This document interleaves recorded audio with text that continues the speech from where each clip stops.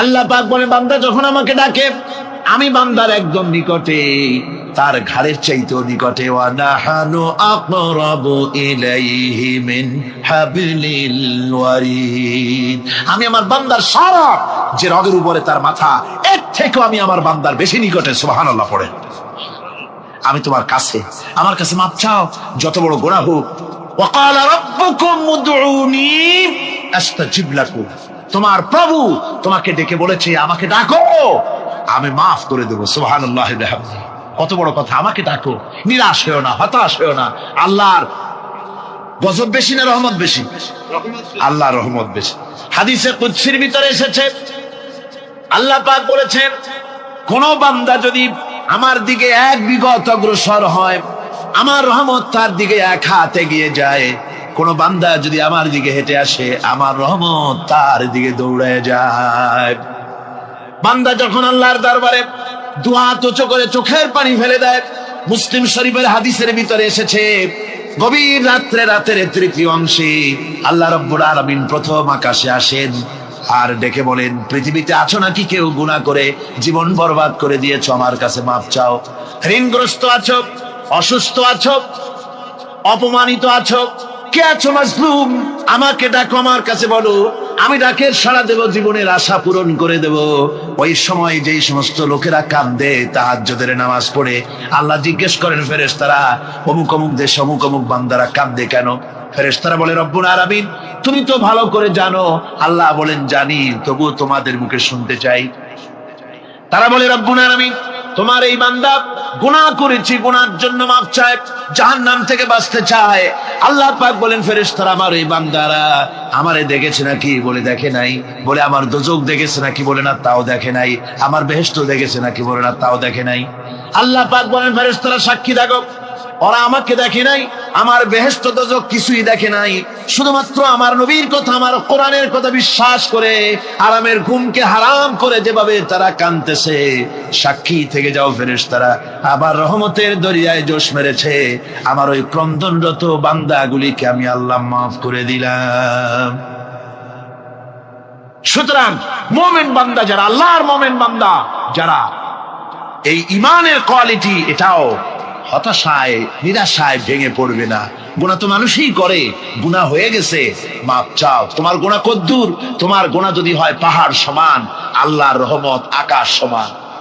জাহান্নামের কঠিন শাস্তি থেকে বাঁচতে হলে আল্লাহর প্রতি ঈমান আনতে হবে। আর ঈমান আনলে যে কোয়ালিটিগুলি হওয়া উচিত, সেগুলি আমি আপনাদের সামনে আলোচনা করছি। এরপরে আরেকটি কোয়ালিটি হবে মুমিনের, তা হলো কঠোর কঠিন বিপদে অবিচল থাকবে, বিপদে ভেঙে পড়বে না।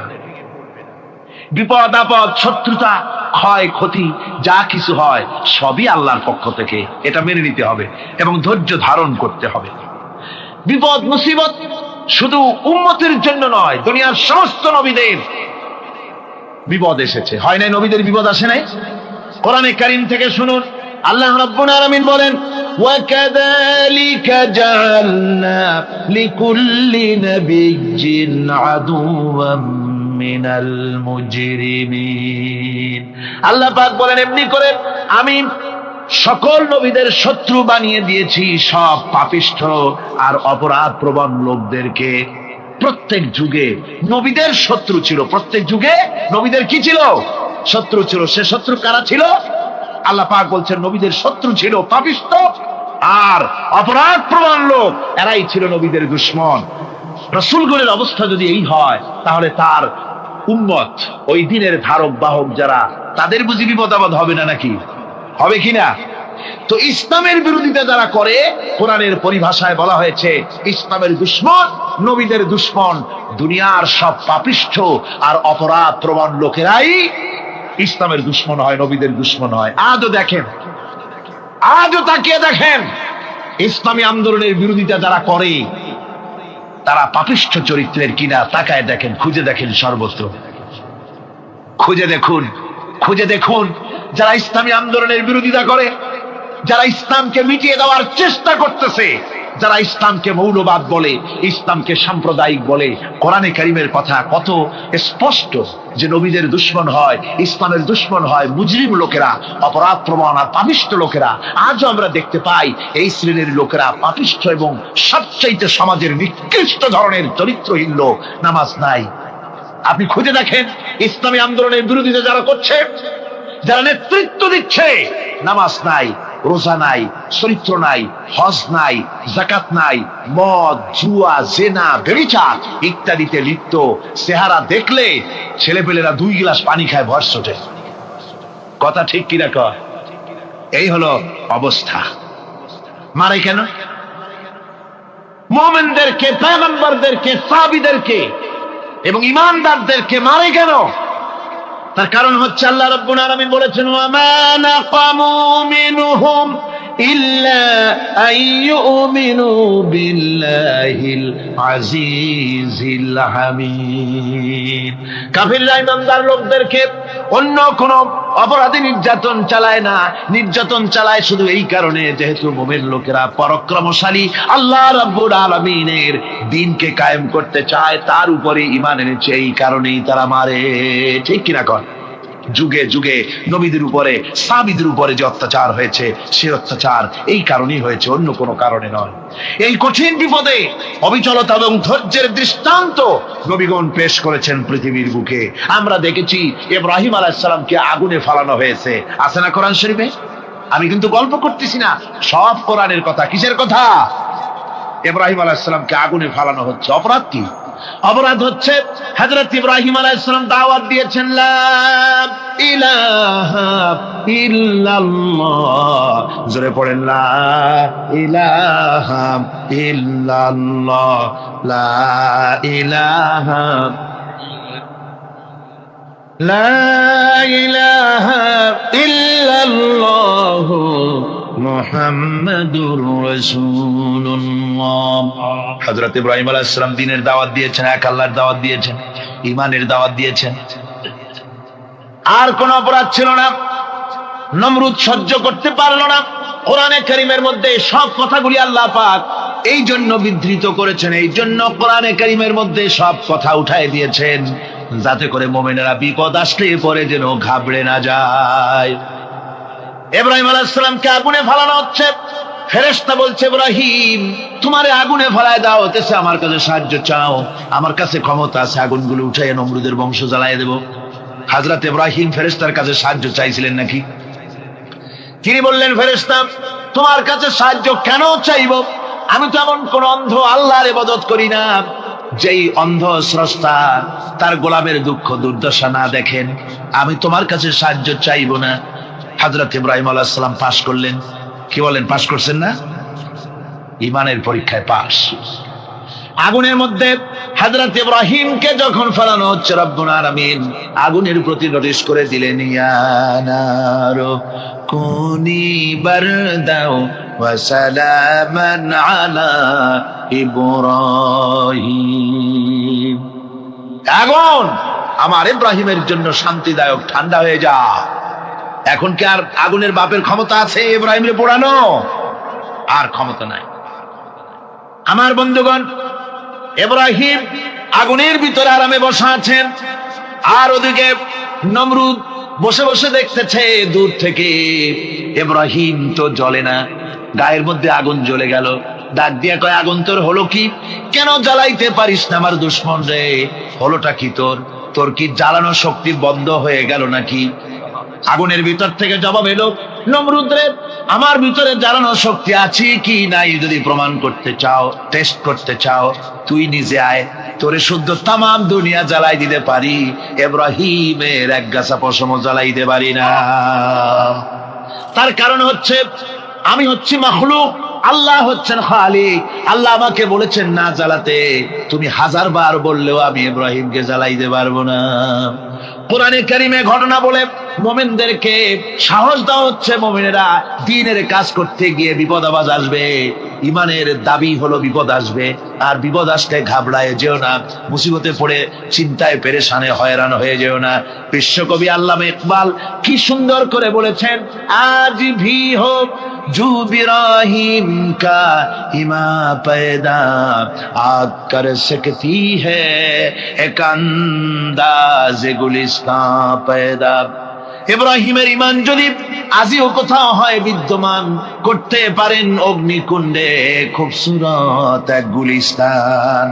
আজও যদি আগুনের ভিতরে কোন নমরুদ কোন ইব্রাহিমকে যদি ফেলে দেয়, আল্লাহ রাব্বুল আলামিন আজও আগুনকে ফুলের বাগান বানায়া দিবেন। সুবহানাল্লাহ। ভয় পাওয়ার কারণ নাই, চিন্তা করার কোনো কারণ নাই। আমার বন্ধুগণ, হযরতে হুদ আলাইহিস সালামকে যখন সমাজের লোকেরা, রাষ্ট্রের লোকেরা ঘিরে ফেলে দিল, সমাজ শক্তি, রাষ্ট্র শক্তি যখন তাকে ঘিরে ফেলে দিল, ষড়যন্ত্রের পাহাড় তুলে দিল, তারে মেরে ফেলে দিবে, হযরত হুদ দেশ থেকে তা পালায় গেলেন না, ভয় পেলেন না। হযরতে হুদ আলাইহিস সালাম বললেন, কোরআনে কারীমে হযরত হুদের কথা কোট করা হলো, ফাকিদুনি জামিআন সুম্মা লা তুনজিরুন। সম্মিলিতভাবে ষড়যন্ত্র করো আমার বিরুদ্ধে, সবাই মিলে ষড়যন্ত্র করো, সুম্মা লা তুনজিরুন, আর আমাকে এতটুকু অবকাশ তোমরা দিও না।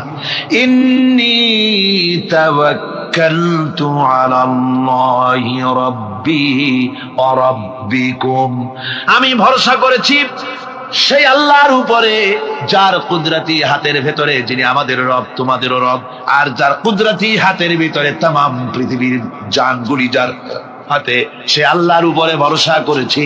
ষড়যন্ত্র যদ্দূর আছে করতে থাকো, আমি ষড়যন্ত্র পরোয়া করি না। সুবহানাল্লাহ। এটাই হলো মুমিনের কোয়ালিটি। শুধু ঈমান, লা ইলাহা ইল্লাল্লাহ মুহাম্মাদুর রাসূলুল্লাহ, গরুর গোশত খাই, আর রবিউল মাস আসতে পরে ইয়া নবী সালাম আলাইকা, ইয়া রাসূল সালাম আলাইকা, তারপরে গরম গরম জিলাপি আর রসগোল্লা খাইলাম খুব বেশি করিয়া, এর নাম মুমিন নয়। মুমিন হচ্ছে তার চলায় ফেরায়, ওঠায় বসায় সাহসে তো তার এক আন্দাজ তৈরি হবে সে। আমার ভাইরা, বিপদে অবিচলতা আমাদেরকে পয়গম্বরেরা শিক্ষা দান করেছেন। আমরা দেখতে পেয়েছি বিশ্বনবী জনাবে মুহাম্মাদুর রাসূলুল্লাহ সাল্লাল্লাহু আলাইহি ওয়াসাল্লাম হিজরতের রাত, কাফেররা চতুর্দিকে দাঁড়ানো, হযরত জিবরাইল এসে বলেন, ইয়া রাসূলুল্লাহ, হে কাফেররা চতুর্দিকে ঘিরে দাঁড়িয়েছে, গভীর রাত, এখন হাতে তাদের তরবারি, সকাল হলে পরেই তারা আপনাকে মেরে ফেলে দেবে, তাড়াতাড়ি ওঠেন, মদিনার দিকে চলে যান। আল্লাহ নবী ঘুমের থেকে জেগে হযরত আলীকে ডেকে বলেন, আলী, আল্লাহ অর্ডার করেছেন আমি মদিনায় চললাম, আমার বিছানার পরে আমার চাদর গায়ে দিয়ে শুয়ে থাকো।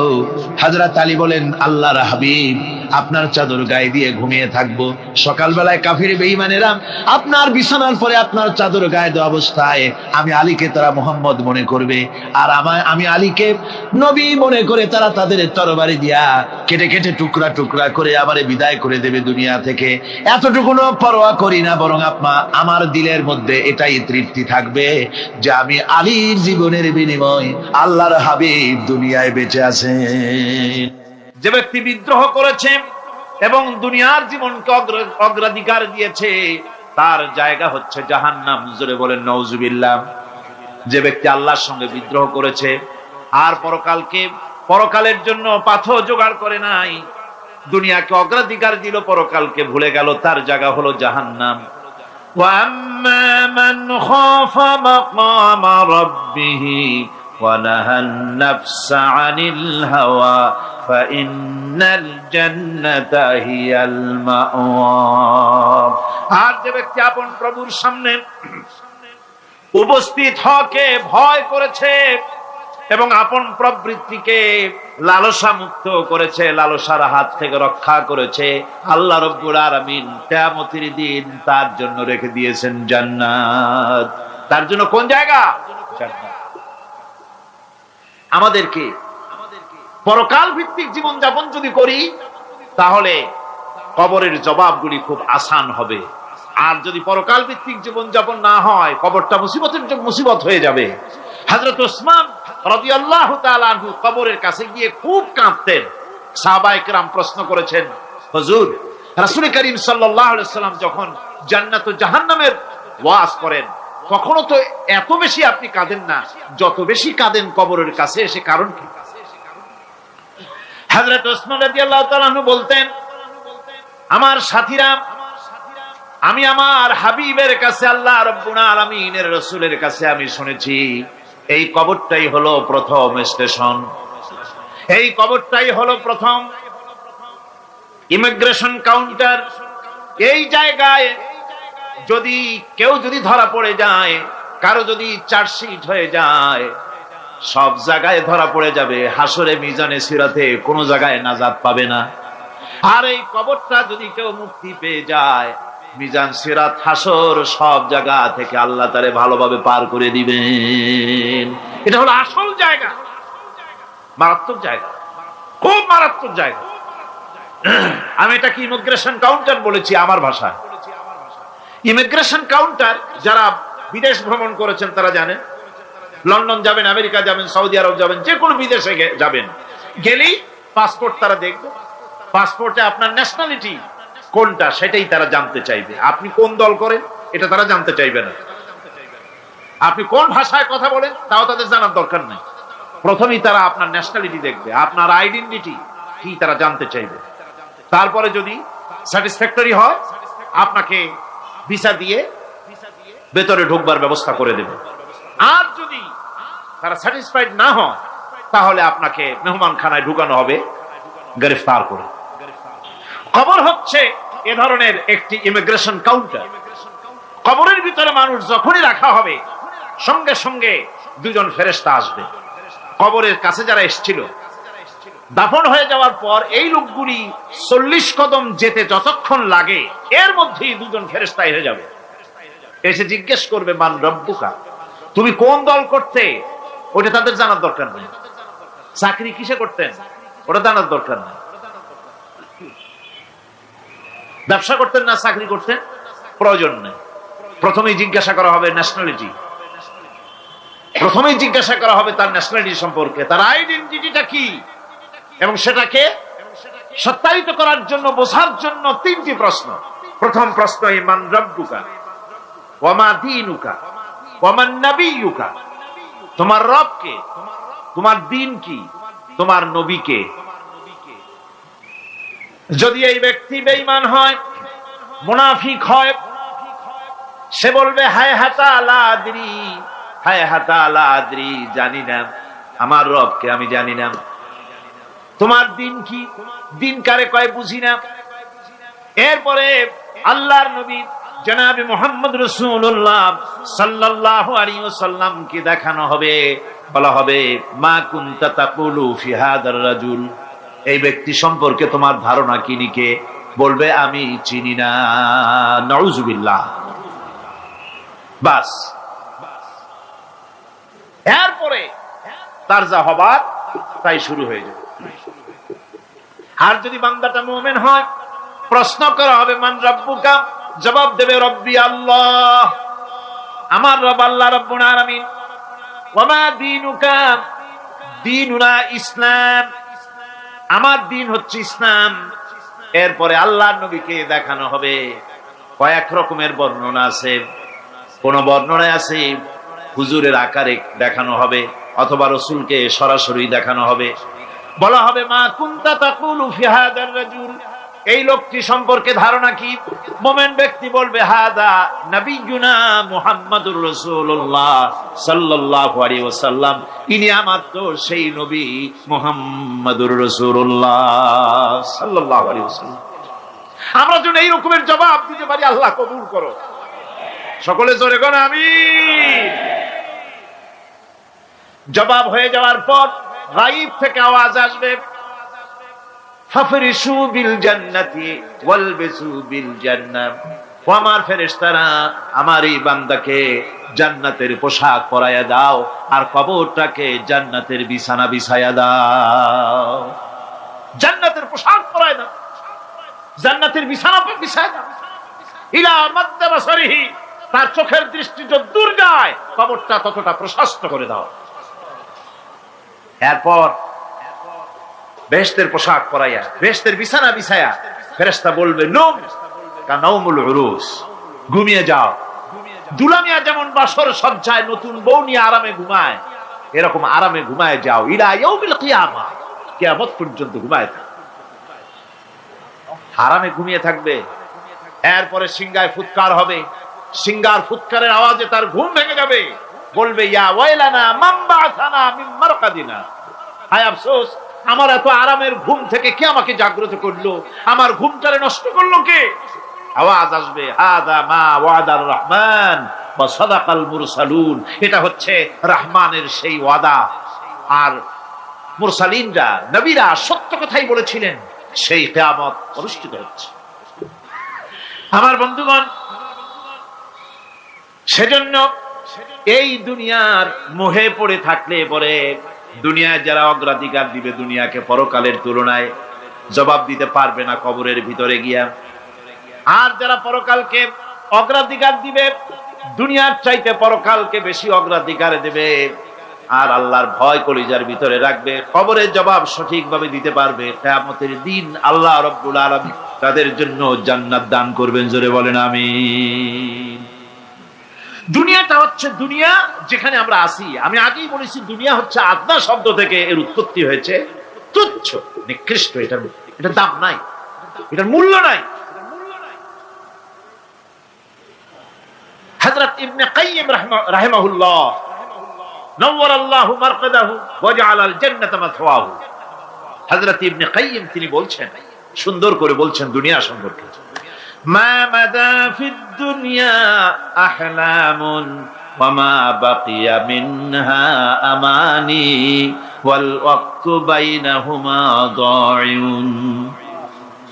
মা মাদা ফিদ দুনিয়া আহলামুন, জীবনের যে অংশ ফেলে এসেছি সেটা আজ একটা স্বপ্ন, ওয়া মা বাকিয়া মিনহা আমানি, আর জীবনের যে অংশ সামনে বাকি আছে সেটা এখন একটা আকাঙ্ক্ষা, ওয়াল ওয়াক্তু বাইনাহুমা দাইউন, আর এর মাঝখান থেকে সময় সব চলে যাচ্ছে। কত বড় কথা চিন্তা করেছেন? জীবনের যে অংশ ফেলে এসেছি তা আজকে স্বপ্ন, তা আজ কি বলেন? স্বপ্ন। আর সামনে যা আছে সেটা আকাঙ্ক্ষা, আর মাঝখান থেকে সময় সব চলে যাচ্ছে। এরপরে তিনি বলছেন, ওয়ামান ইয়াসহাবিদ দুনিয়া ইয়াকুন মিসলা কাবিদিন আলাল মাই খালাতুহু ফুরুজুল আসাবিঈ। দুনিয়াদারের অবস্থা হচ্ছে এই, কেউ যদি দুই হাতে পানি খামসায় ধরে, দুই হাতে কি ধরছে বলে? দুই হাতে পানি খামসায় ধরেছে, খুব মজবুত করে ধরেছে, 2 মুঠ পানি, বলেন থাকবে কতটুকু? কতটুকু থাকবে? 1 ফোঁটাও থাকবে না, কারণ তার আঙ্গুলের ফাঁক তার সাথে খেয়ানত করবে, আঙ্গুলের ফাঁক দিয়া পানিগুলি সব বেরিয়ে চলে যাবে। সুতরাং দুনিয়া যারা চায় তারা ঠিক পানি খামসায় ধরলে পানি যেমন হাতের ভেতর থেকে খেয়ানত করে চলে যায়, যারা দুনিয়া চায় দুনিয়াও তাদেরকে এভাবে ফাঁকি দিয়ে চলে যায়। তবুও দুনিয়ার মায়া মানুষের এত বেশি। আল্লাহর নবী বলেন, লাউ কানা লি ইবনি আদামা ওয়াদিন মিন যাহাবিন লাহাব্বা ইয়াকুনা লাহু সারিন, এই পৃথিবীতে যদি কাউকে একটা মাঠ ভরে যদি সোনা দেওয়া যায়, লোকটা বলবে রব্বুল আলামিন, আমি যদি আরেকটা মাঠ এরকম সোনা ভরা পেতাম, দ্বিতীয় আরেকটা মাঠ দেওয়া হলে আবার বলবে যদি তৃতীয় আরেকটা মাঠ সোনা ভরে যদি পেতাম। নবীজি বলেন, ওয়ালা ইয়ামলাউ জাওফু ইবনু আদামা ইল্লা তুরাব, মানুষের পেট 3.5 হাত মাটি ছাড়া, কবরের মাটি ছাড়া মানুষের পেট ভরবে না। আরো চাই, আরো চাই, চাওয়ার কোনো শেষ নাই। মানুষ এভাবে করে দুনিয়ার মহব্বতে এমনি পাগল হয়ে যায়, শুধু দুনিয়ার মহব্বত, পরকালকে বেমালুম ভুলে যায়। আমি কিন্তু এই কথা বুঝাতে চাই নাই যে পরকালের মহব্বতে, পরকালের ভয়তে বা পরকালের জন্য দুনিয়া আপনি বাজার ঘাট, বেচা কিনা, ব্যবসা বাণিজ্য সবকিছু ভুলে যান, না তা নয়। ভুল বোঝার কোনো কারণ নাই। পরকালকে অগ্রাধিকার দিতে হবে, মানে দুনিয়াটা চিরস্থায়ী জায়গা নয়, চিরস্থায়ী হচ্ছে কোনটা? আখিরাত। চিল্লা এখন কোনটা? সুতরাং এখানে যা করতে হবে, আখিরাতের জবাবদিহিমূলক জীবন যাপন করতে হবে। আপনি ব্যবসা করবেন, ওজনে কম দিতে পারবেন না, আপনি খাদ্যে ভেজাল দিতে পারবেন না, চুরি করতে পারবেন না, ডাকাতি করতে পারবেন না, জেনা করতে পারবেন না, বদমাশি করতে পারবেন না, মদ খেতে পারবেন না, সন্ত্রাসী হতে পারবেন না, হাইজাকার হতে পারবেন না, চাঁদাবাজ হতে পারবেন না, মুনাফাখোর হতে পারবেন না, আপনি চোরা কারবারি হতে পারবেন না, ঘুষখোর হতে পারবেন না, সুদখোর হতে পারবেন না। এই সব কাজ পরকালকে বিশ্বাস করলেই সে সমস্ত কাজ থেকে মানুষ বিরত থাকতে পারে। কথা ঠিক কিনা? এটাই হচ্ছে পথ। সুতরাং এই পৃথিবী থাকবে না, এটা কি চিরকাল থাকবে না, এর একটা পরিসমাপ্তি ঘটবে।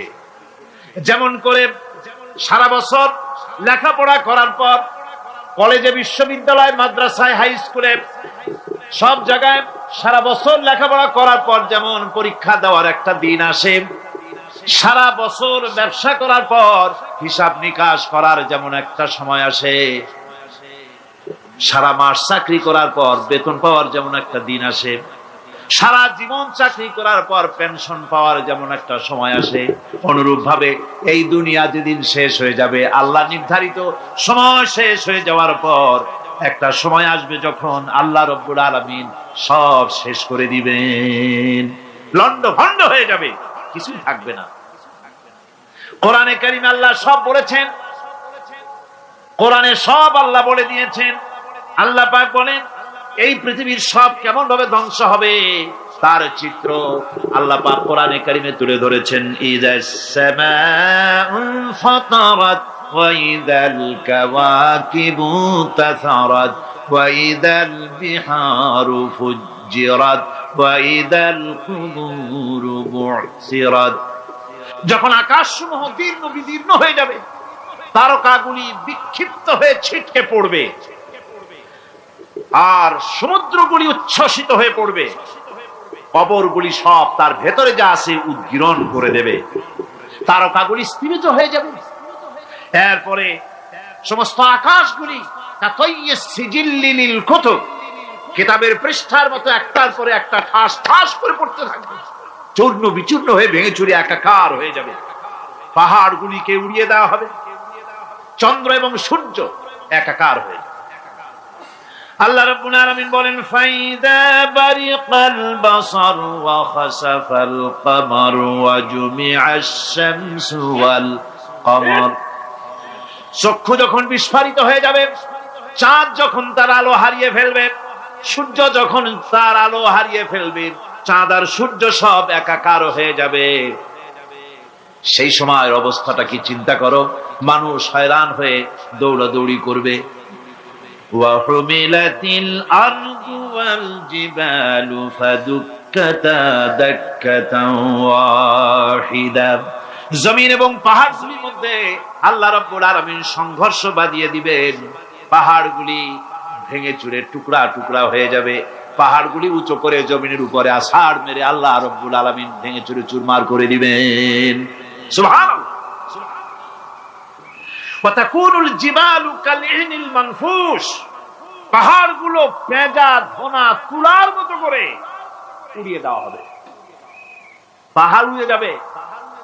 সুবহানাল্লাহ। পাহাড় পাথরের তৈরি করা পাহাড়, এই পাহাড়গুলি তুলার মতো হয়ে উড়বে কিভাবে? আমি এই দৃশ্য নিজের চোখে কিছুটা হলেও দেখছি। আজ থেকে 10 দিন আগে আমি ইতালি সফর করে এসেছি। ইতালির রাজধানী রোম। রোম প্রাচীন সভ্যতার লালন ভূমি। কোরআনে কারিমে সূরা রোম রয়েছে, এই রোম সেই রোম। এখানের বাদশার কাছে রাসূল করিম সাল্লাল্লাহু আলাইহি ওয়াসাল্লাম হেরাক্লিয়াসের কাছে চিঠি পাঠিয়েছিলেন, সেই রোম। 12 থেকে 15,000-এর মতো বাংলাদেশি মুসলমান সেখানে আছে। জুমার দিন যেদিন আমি গেলাম তার পরের দিনই জুমা ছিল। জুমার নামাজ পড়লাম ভ্যাটিকানের কাছেই বিশাল মসজিদ, ইউরোপের ভিতরে সবচেয়ে বড় মসজিদ এটা। রোম ইসলামের দুশমনদের রাজধানী। সেইখানে যখন আযান হচ্ছে আশহাদু আন্না মুহাম্মাদার রাসূলুল্লাহ, আমার অনুভূতির কথা আপনাদেরকে বোঝাতে পারবো না, কি অনুভূতির সৃষ্টি হয়েছে আমার ভেতরে। ভ্যাটিকানের পোপ এক পাশে, কিছু দূরেই ভ্যাটিকান, ওটা হচ্ছে গোটা পৃথিবীর সমস্ত খ্রিস্টানদের কাবা, ভ্যাটিকান। তার পাশেই বিশাল মসজিদ, সেখানে নামাজ পড়লাম। চিন্তার ভেতরে আসলো আল্লাহ রাব্বুল আলামিন তার হাবিবের নাম, তার তাওহীদ, তার রিসালাতকে কিভাবে বিশ্বময় ছড়িয়ে দিলেন। আবু জাহেল চাইছিল মুহাম্মদ সাল্লাল্লাহু আলাইহি ওয়াসাল্লামকে স্তব্ধ করে দেবে মক্কার জীবনেই। কত বদনাম, সাহের, কাহেন, কাযযাব, শায়ের, নাউযুবিল্লাহি মিন যালিক, কত গালাগালি করলো। আর আল্লাহ শোনালেন, হাবিব চিন্তার কোনো কারণ নাই, ওয়ারাফা'না লাকা যিকরাক, আমি আপনার প্রশংসা বিশ্বময় ছড়িয়ে দেব। সুবহানাল্লাহি ওয়া বিহামদিহি। রোম প্রোগ্রাম শেষ করে আমাকে তারা নিয়ে গেল, যেটা আমি বলছি সফর কাহিনী শোনাবার সময়টা না, যেহেতু এর সঙ্গে প্রাসঙ্গিক সেজন্য বলছি। পাহাড় কেমনে তুলার মতো হয়ে উঠবে তার নজির দেখেছি। রোম শহর থেকে 300 মাইল দূরে, 300 কিলোমিটার দূরে নেপোলিয়ান বোনাপার্ট তার বাড়ি, এবং ওটা তার নামে একটা প্রভিন্স। ভূমধ্য সাগরের পারে ভিসুভিয়াস, পৃথিবীর সবচাইতে বড় আগ্নেয়গিরি। সেটা দেখাতে নিয়ে যাওয়া হলো আমাকে, যে পাহাড়টা পৃথিবীর মাটি থেকে তার চূড়া হচ্ছে 3 মাইল উঁচু। এর 2 মাইল গাড়িতে করে ঘুরে ঘুরে যাওয়া যায়, এরপর আর গাড়িতে যাওয়া যায় না, বাকিটুকুন যেতে হবে হেঁটে হেঁটে। পাহাড়ের উপরে অক্সিজেন কম, বেশ কষ্ট হচ্ছিল উঠতে। জীবনে প্রথম পাহাড়ে চড়েছি, জাবালে নূর, রাসূল করিম সাল্লাল্লাহু আলাইহি সাল্লামের উপরে যেখানে ওহী হয়েছিল সর্বপ্রথম। পাহাড় চড়ার একটা অভিজ্ঞতা ওখান থেকে আমার কিছুটা হয়েছিল। খুব কষ্ট হলো বাকি 1 মাইল উঠতে। যখন ভিসুভিয়াসের একদম শীর্ষে চলে গেছি, সেখানে গিয়ে আমার সাথে 15-20 জন লোক ছিল। আমি নিজে আল্লাহু আকবার বলে আমার গলা থেকে আওয়াজ বেরিয়ে গেল। আমি দেখতে পেলাম ভিসুভিয়াসের শীর্ষে বিশাল গর্ত। আমার মনে হয় গর্তটা এই মাঠের 1/4 হবে। এই মাঠের 1/4 হবে গর্তটা। সেই গর্তটার গভীরতা হচ্ছে 1.5 কিলোমিটার। এইখান থেকে পাথরগুলি উত্থিত হয়েছে, আগ্নেয়গিরি পাথর আগুনে গলে লাভা হয়ে এগুলি পাহাড় বেয়ে উপচে পড়েছে, চতুর্দিকে 12 মাইল ছড়িয়ে গিয়েছে। আমার মনে পড়লো ওয়াকুদুহান নাস ওয়াল হিজারা, জাহান্নামের আগুনের ইন্ধন হবে মানুষ আর পাথর। আমি সেখানে সেজদায় পড়ে গিয়া কান্নাম আর বললাম, আল্লাহ জাহান্নামের আগুন হারাম করে দিও আমাদের জন্য। পাথর কিভাবে গললো, গলে পাথরগুলি গলে পুড়ে চতুর্দিকে পড়েছে আর ছিটকেছে, চতুর্দিকে ছিটকে পড়েছে। সেই পাথরগুলি ছিটকে ছিটকে যেগুলি পুড়ে পড়েছে, সেগুলিকে দূরে সাদা রঙের বলে মনে হয়, কোনোটা সাদা কোনোটা কালো, মনে হয় যেন তুলার মতো হয়ে পড়ে আছে চতুর্দিকে। 1944 সনে তৃতীয়বারের মতো ভিসুভিয়াস অগ্নিগিরি যে অগ্নি উৎপাত করে, তাতে আশেপাশের 12 মাইল এলাকা এফেক্টেড হয়ে যায়। পাথরগুলি গলে এভাবে বিধ্বস্ত করে দিয়েছে। এখান থেকে এখানে জোহরের নামাজ, আসরের নামাজ আমরা পড়লাম, আল্লাহর কাছে খুব দোয়া করলাম। এখনো ধোঁয়া উঠতেছে, এখনো পাহাড়ের ফাটল দিয়ে ধোঁয়া উঠছে। একজন হাত দিয়ে আমাকে বলল যে খুব গরম লাগে ধোঁয়াগুলি। ওখানকার লোকেরা বলল যে ভেতরে এখনো আগুন আছে, তবে সুপ্ত, যে কোনো মুহূর্তে আবার তা জাগ্রত হতে পারে। আমরা সেখান থেকে নেমে এলাম। একটু কিছু দূর গিয়েই সেখানে হলো পম্পেই শহর। এই পম্পেই শহরটা হচ্ছে ঈসা আলাইহিস সালামের জন্মের 2000 বছর আগে এই শহর তৈরি হয়। ঈসা আলাইহিস সালামের জন্মের 179 বছর পর ভূমিকম্প হয়। সেই ভূমিকম্পে গোটা পম্পেই শহরটা পৃথিবীর মানুষের চোখের আড়াল হয়ে যায়, ধ্বংস হয়ে যায়, মাটির তলায় গরক হয়ে যায়। আজ থেকে 200 বছর আগে মাটি খনন করতে গিয়ে এই শহর আবিষ্কৃত হয়। পুরা শহরটা খুঁড়ে তারা বের করেছে। 180 হেক্টর জমিনের উপরে এই বিশাল শহর। ঘুরে ঘুরে দেখলাম, গাড়ি চলে না সেখানে, পায়ে হেঁটে দেখতে হলো। প্রশস্ত রাস্তা। আজ থেকে 4000 বছর আগের মানুষেরা রাস্তা বানাতে জানতো পাথর দিয়ে, এবং রাস্তার দুধারে তাদের ছিল ফুটপাথ, পানির ব্যবস্থা, নগরায়নের সব রকমের সুযোগ সুবিধা। তারপরে সেখানে বিচারালয়, এরপরে দোকানপাট, বাজার ঘাট, সবকিছুর ব্যবস্থা রয়েছে। বিশাল বিশাল পাথরগুলি দিয়ে পিলার তৈরি করা। ভাবলাম এই পিলারগুলি, এই পাথরগুলি তারা কিভাবে ক্রেন ছাড়া এত উপরে উঠালো কি করে, আমার মাথায় আসলো না। পাথর কেটে কেটে সুন্দর সুন্দর অঙ্কন শিল্প তারা করেছে। এরপরে ঘুরতে ঘুরতে বাদশার রাজার বাড়ি থেকে ঢুকলাম। সেখানে গিয়ে দেখলাম উলঙ্গ এত মূর্তি পাথরের তৈরি করা। পাথর কেটে কেটে দেওয়ালে যৌন যৌন মিলনের এমন কোন অশ্লীল ছবি নাই যা তারা সেখানে তৈরি করে নাই। উলঙ্গ মূর্তি আর উলঙ্গ যৌন মিলনের অসংখ্য ছবি দিয়ে এই এলাকা ভরা। তখন আমি বুঝলাম আল্লাহর গজব হওয়ার কারণটা কি, এই শহরটা মাটির নিচে খারাপ হয়ে যাওয়ার কারণটা কি। আল্লাহ পাক জেনা ব্যভিচার যে দেশে বেশি হয় আল্লাহ পাক বরদাস্ত করে। দুশ্চরিত্র যে দেশের মানুষ দুশ্চরিত্র হয়ে যায়, জেনা ব্যভিচার বেশি হতে থাকে, আল্লাহ হরক করে দেন, গজব দেন। এই গজব এক এক সময় এক এক রকমের হয়ে আসে। কখনো মাটির নিচে দাবায় দেয়, কখনো মহামারী, কোন দেশে কলেরা, কোন দেশে জলোচ্ছ্বাস, কোথাও ভূমিকম্প, আর সর্বশেষ এই জেনা ব্যভিচারের জন্য আল্লাহ পাকের চূড়ান্ত এই যৌনতার অশ্লীলতার জন্য চূড়ান্ত গজব বর্তমান বিশ্বের জন্য এইডস। আল্লাহ পাক এই গজব দিয়েছে। বন্ধুগণ, আমি সেই জায়গা, আমি সেখানে যা দেখলাম যে আল্লাহ পাক পাহাড়গুলিকে কিভাবে উড়াবেন এটা অস্বীকার করার কোনো উপায় নাই। বিশ্বাস তো করতামই। তবে হযরত ইব্রাহিম আলাইহিস সালাম যেমন বলেছিলেন, রব্বি আরিনি কাইফা তুহিল মাউতা, আয় আল্লাহ তুমি মরাকে চিন্তা করবা কেমনে। আল্লাহ পাক বলেন, আওয়ালাম তুমিন, তুমি বিশ্বাস করো না? ইব্রাহিম আলাইহিস সালাম বললেন, বালা, অবশ্যই বিশ্বাস করি, ওয়ালাকিন লিয়াতমাইন্না কলবি, যদি চোখে দেখতাম তাহলে আমার অন্তরাত্মা খুব ঠান্ডা হতো।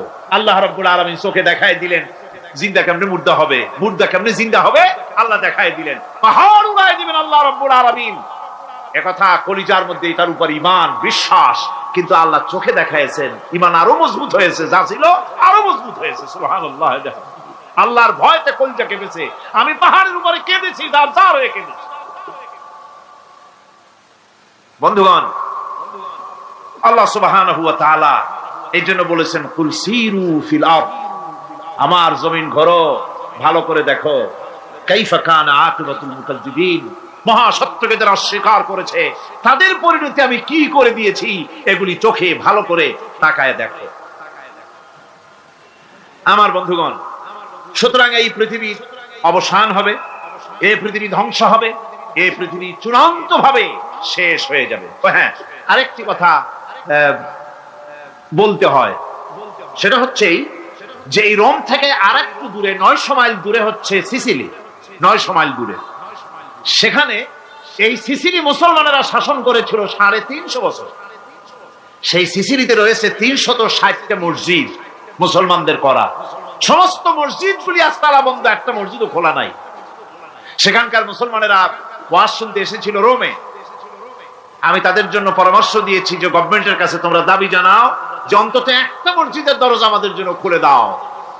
রোমের অবস্থানরত প্রবাসী বাংলাদেশি মুসলমানেরা আমাকে বলেছে, তাদের অনেকের বাড়ি চট্টগ্রামেও আছে, আমাকে বলেছে তাদের চোখে পানি আসছে বলার সময় যে চিরঙের তাফসীর মাহফিল যখন আসে কলজেটা কাঁদতে থাকে যাওয়ার জন্য। তো যাওয়া তো সম্ভব না এত দূর থেকে, আমাদের সালাম বলে দিবেন যত লোক আসবে, আর আমাদের জন্য দোয়া করতে বলবেন যেন এই রোমের ভিতরে আমরা ইসলামের আদর্শের ভিত্তিতে আমরা যেন চলতে পারি। আপনারা দোয়া করুন তাদের জন্য। ভাইরা আমার, এই পৃথিবী একদিন পরিসমাপ্তি ঘটবে এবং আল্লাহর দরবারে আমাদেরকে উঠতে হবে এবং সেখানে আমাদের বিচার হবে। সেখানে আমাদের কি হবে? বিচার হবে। আল্লাহ পাক বিচারটাকে নির্ভুল করার জন্য, সঠিক করার জন্য প্রত্যেকের গলায় আমলনামা ঝুলায় রাখছেন, এখানে রেকর্ডের ব্যবস্থা করা হয়েছে। আল্লাহ পাক বলছেন ওয়া কুল্লা ইনসানিন আলজামনাহু তাইরাহু ফি উনুকিহি ওয়া নুখরিজু লাহু ইয়াওমাল কিয়ামাতি কিতাবান ইয়ালকাহু মানশুরা। আল্লাহ পাক বলেন প্রত্যেকের ভালো মন্দ কর্মফল, কর্মলিপি আমি তার গলায় ঝুলায় রেখেছি। কিয়ামতের দিন সে নিজের কাছে স্পষ্ট সব দেখতে পারবে, কোনো জিনিস বাদ পড়বে না। তার গলায় তার আমলনামা ঝুলানো আছে, সব রেকর্ড হতেছে। আমরা যা করছি সবগুলি রেকর্ড হয়ে যাচ্ছে। বর্তমান বিজ্ঞানীরা আবিষ্কার করেছে যে মানুষের শরীরের ভিতরে ডিএনএ আছে, রক্তের ভিতরে ডিএনএ, এটা একটা কোড। মানুষের রক্তের ভিতরে ডিএনএ আছে, যেমন তার ব্রেনের ভিতরে কতগুলি কোষ আছে, এক একটা কোষ এক এক ধরনের কাজ করে।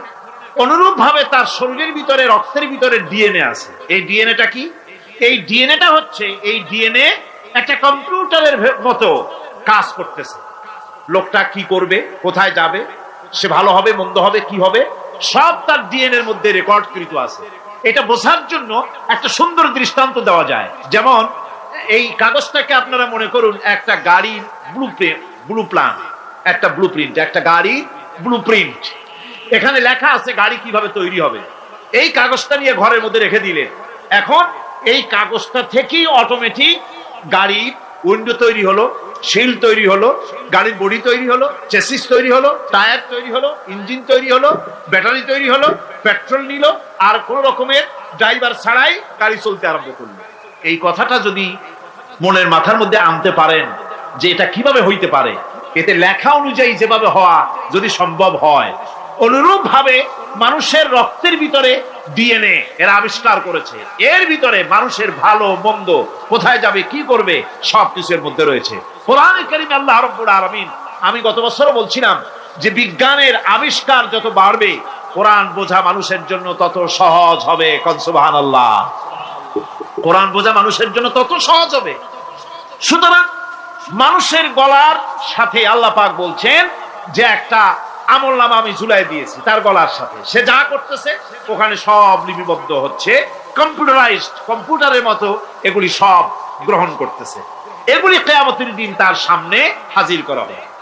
কিয়ামতে যখন আমলনামা তার সামনে দিয়ে বলা হবে ইকরা কিতাবাকা কাফা বিনাফসিকাল ইয়াওমা আলাইকা হাসিবা, তাকে বলা হবে নিজের কর্মলিপি নিজেই পড়ো, আজ তুমি তোমার নিজের হিসাব নিতে যথেষ্ট।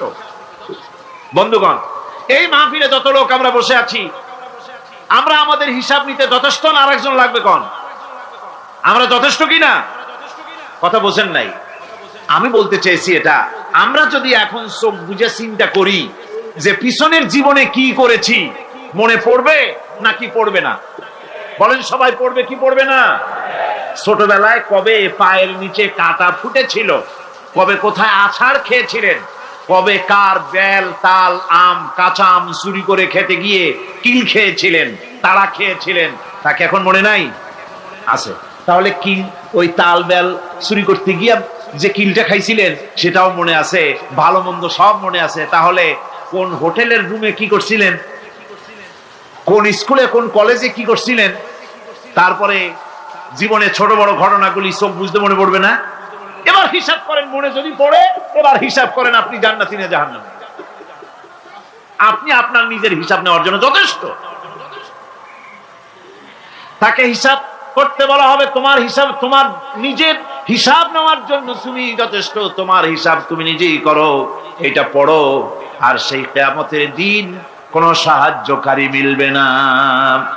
লান তানফাকুম আরহামুকুম ওয়ালা আওলাদুকুম ইয়াওমাল কিয়ামা। লান তানফাকুম, কিয়ামতের দিন কোনো ফায়দা হবে না, অবশ্যই কোনো ফায়দা হবে না, কোনো উপকারে আসবে না।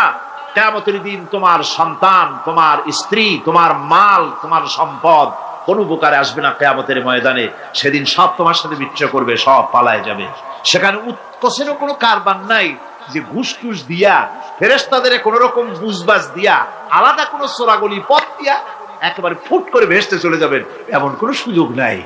অনেকে বলে হুজুর এমন কিছু দোয়া শিখায় দেন যাতে ওই সব জেহাদ বোমা এগুলি খুব ভয় পাই, ওসব রাস্তা টাস্তা না, খুব সহজে কিছু দোয়া দুরূদ করিয়া আস্তে করে জান্নাতে চলে যাওয়া যায়, এরকম একটা দোয়া, এরকম একটা পথ বলে দেন। আমি বলি ভাই এরকমের কোন চোরাগলি আমার রাসূল আবিষ্কার করতে পারেন নাই, আল্লাহর পয়গম্বরের ওই ধরনের কোন পথ আবিষ্কার করতে পারেন নাই। সেখানে কিয়ামতের দিন কাউকে উৎকোচ গ্রহণ করার কেউ নাই, উৎকোচ দেওয়া যাবে না। আর উৎকোচ দিবেন এবার কি, আপনার কাছে কিছু নাইও, থাকলেও নেওয়ার কেউ নাই। এই দুনিয়ায় ফাঁকিবাজি করে বহুত কিছু করা যায়, কিন্তু কিয়ামতের মাঠে এগুলি কিছুই চলবে না। اليوم لا ينفع مال ولا بنون। কিয়ামতের দিন ধন সন্তান সন্ততি আর সম্পদ কোনো কাজে লাগবে না। সেদিন শুধু আমল যদি ভালো হয় কাজে লাগবে, আমল খারাপ হবে সব শেষ হয়ে যাবে।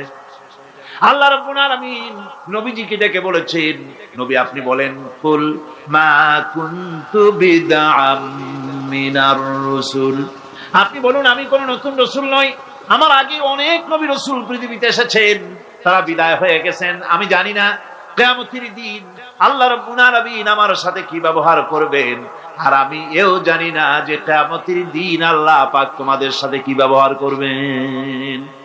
এই আয়াত নাযিল হওয়ার পর আল্লাহর হাবিব তার মেয়েকে ডাকলেন, জামাইকে ডাকলেন, নাতিদেরকে ডাকলেন, আহলে বাইতদেরকে ডাকলেন, আর বললেন, ও আমার মেয়ে কলিজার টুকরা ফাতেমা গো শোনো, কেবলমাত্র আয়াত নাযিল হয়ে গেল, আল্লাহ পাক আমাকে শুনাইছেন কিয়ামতের দিন আমি জানি না আমার সঙ্গে কি ব্যবহার করা হবে, আর এও জানি না যে তোমাদের সাথে কি ব্যবহার করা হবে। ও আমার কলিজার টুকরা মেয়ে ফাতেমা, কিয়ামতের দিন মুহাম্মদ সাল্লাল্লাহু আলাইহি সাল্লামের মেয়ে, এই হিসাবে তোমার নাজাতের ফয়সালা হবে না। ও আমার কলিজার টুকরা নাতি হাসান আর হোসেন, কিয়ামতের দিন মুহাম্মদ সাল্লাল্লাহু আলাইহি সাল্লামের নাতি হিসাবে ফয়সালা হবে না। ও আমার জামাই হযরতে আলী, কিয়ামতের দিন আমার জামাই হিসাবে নাজাতের ফয়সালা হবে না। আমল যদি ভালো হয় ফয়সালা ভালো হবে, জান্নাতে চলে যাবে। আমল যদি খারাপ হয় কার নাতি কার জামাই দেখা হবে না। সুবহানাল্লাহ।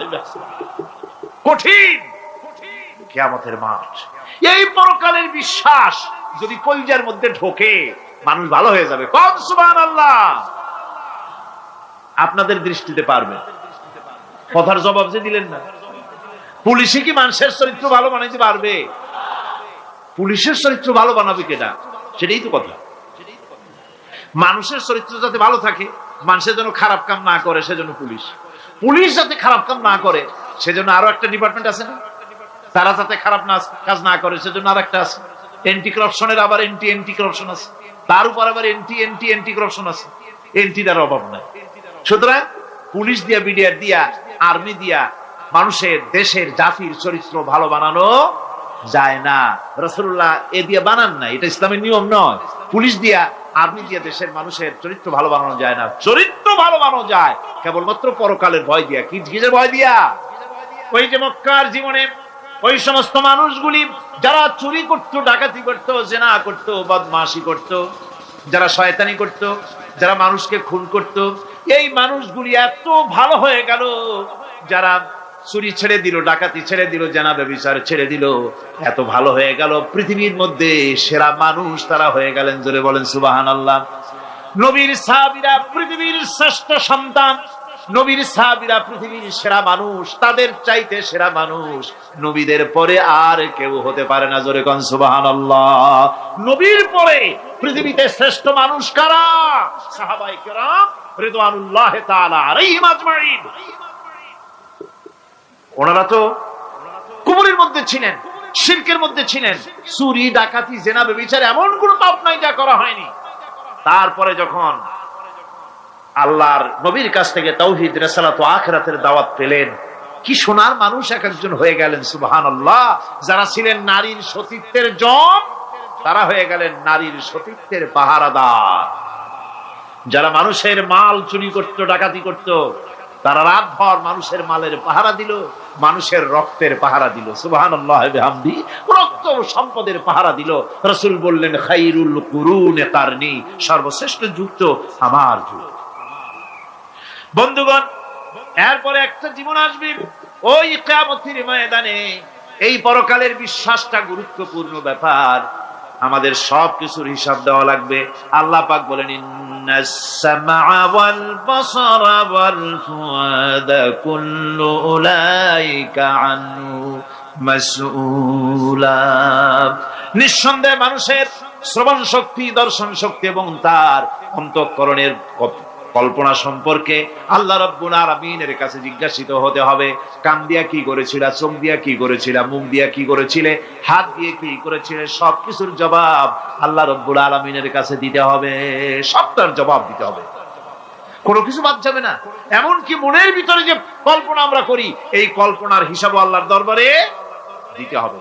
কোরআনে কারীম বলছেন ওয়া ইন তুবদু মা ফি আনফুসিকুম আও তুখফুহু ইউহাসিবকুম বিহিল্লাহ। মনের ভিতরে তুমি যেটা কল্পনা করো সেটা প্রকাশ করো, অথবা তুমি গোপন রাখো, যাই তুমি করো না কেন আল্লাহ রাব্বুল আলামিন এর হিসাবও তোমার কাছে নেবেন। ফায়াগফিরু লিমান ইয়াশাউ ওয়া ইউআযযিবু মান ইয়াশাউ ওয়াল্লাহু আলা কুল্লি শাইইন কাদির। মহান আল্লাহ পাক বলেন, করার পর তোমার মনের ভিতরে কি কল্পনা করেছিলে ওইটার হিসাব আমি নেব।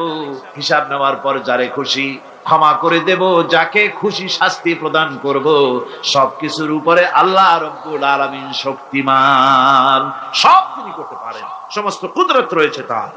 সুতরাং মানুষদেরকে, আল্লাহর বান্দাদেরকে বিশ্বাস করতে হবে যে আমার কোনো কথা বাদ যাবে না, কথাগুলি রেকর্ড হচ্ছে, কথা রেকর্ড হচ্ছে। আমি যে ওয়াজ করতেছি এই কথাগুলি রেকর্ড হচ্ছে নাকি হচ্ছে না? অনেক টেপ রেকর্ডার রেকর্ড হচ্ছে, অডিও ভিডিও হচ্ছে। আজ থেকে 50 বছর পর যদি এই রেকর্ড বাজানো হয়, আমাকে যদি বলা হয় যে আপনি অমুক জায়গায় অমুক কথা বলেছেন, আমি যদি বলি না আমি কথা বলি নাই,